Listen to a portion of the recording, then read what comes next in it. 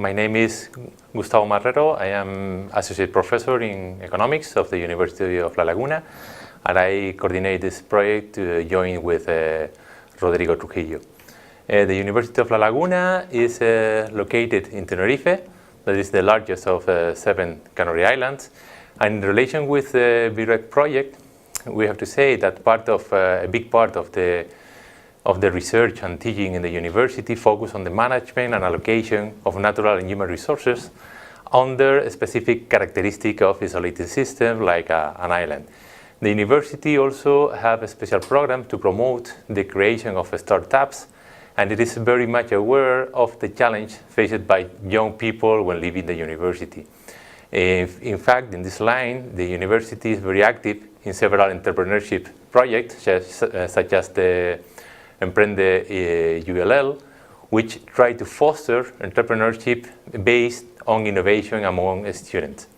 There is also a very interesting project that is Project Ideas, which try to bring the best graduates and master thesis to the real market. The University of La Laguna is also involved in other European learning-related projects to VIREG, but this VIREG project is the first which is coordinated by the institution. Here you have the web page where you can find the different projects, like, for example, the SEM, the Reclam, the VTech, or Eclipse, where they are projects based on environmental, security, or mastering climate change, or green technology.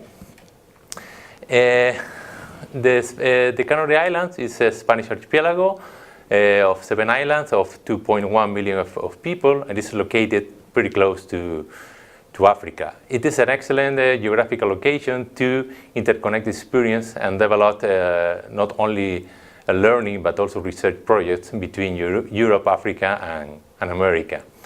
It is one of the biggest biodiversity area in the whole Europe, which makes the archipelago a good and real laboratory to analyze issues related with the management and efficiency use of resources in isolated systems, like, for example, the study of the energy and environmental sustainability areas, or mobility programs or employment programs in such isolated systems.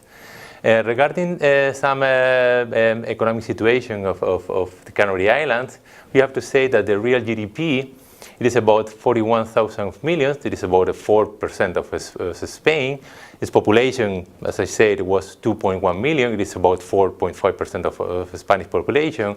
And its per capita GDP is a little bit lower than the Spanish average, and it's about 19,000 euros. During the crisis, we have suffered, like in Spain, a big recession of the GDP, as can be shown in the graphic.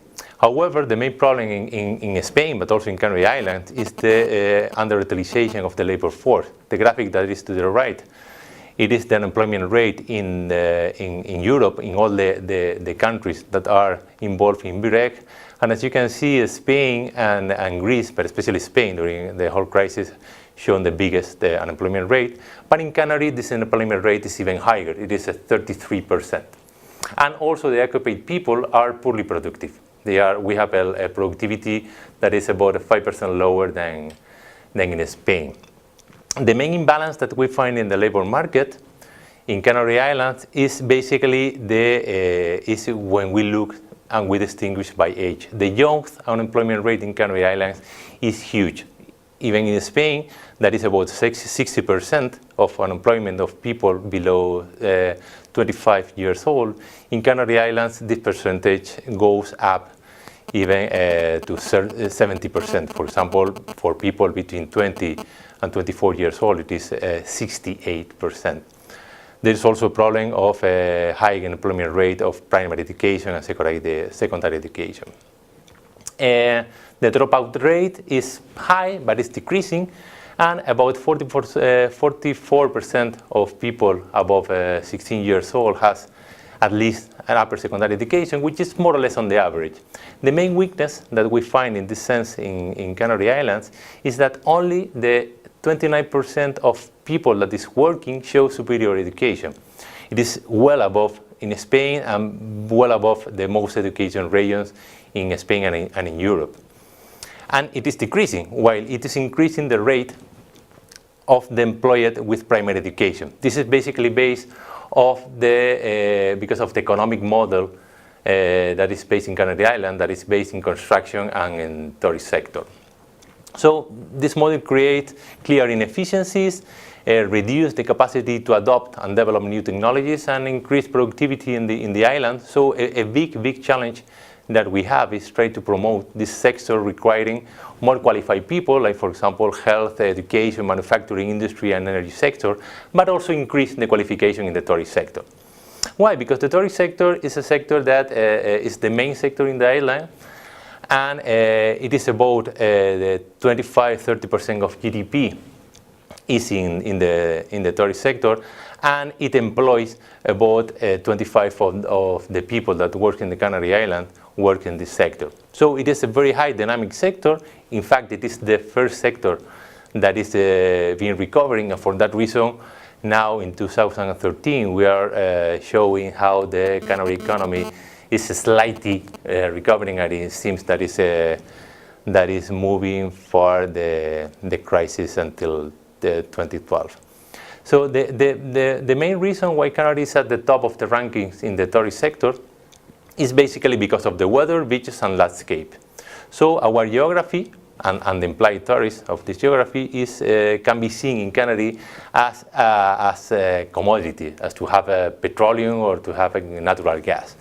So preserving our environment is clearly needed, and in this sense, the sustainability is highly related with an efficient use of land, energy and water, and also with the treatment of residual, which is one of the VIREG's topics and the main keywords. Related to the energy sector, which is also a very important sector, a very dynamic sector in the island, what we have to say is that nowadays the 90% of total primary energy that we consume in the island comes from petroleum. So we are highly dependent on the energy that comes from abroad. In this sense, that the renewables, that we have a lot of natural resources like sun and wind,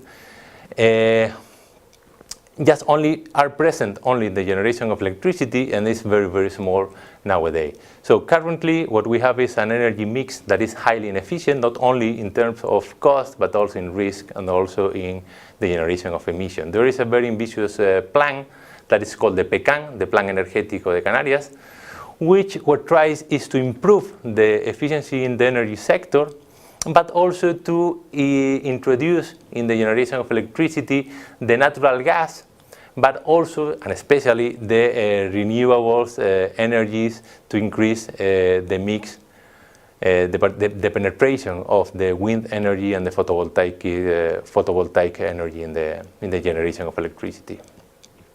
Finally, just to say that the entrepreneurship in Canary Island is highly concentrated in small and medium enterprises. They are about 131,000 in 2012, and it have decreased during this period of crisis of about a little bit more than 8.8%.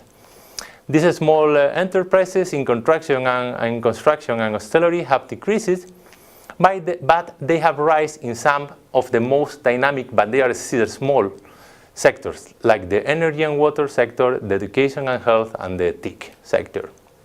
If we talk about the equipment and the technology we have in Canary, we have to say that in the households, we have a lot of equipment. I mean, most people have computers, most people have access to internet and mobile. However, the intense use of internet is basically related with education. And mainly it is used for email use, to read documents, for search information.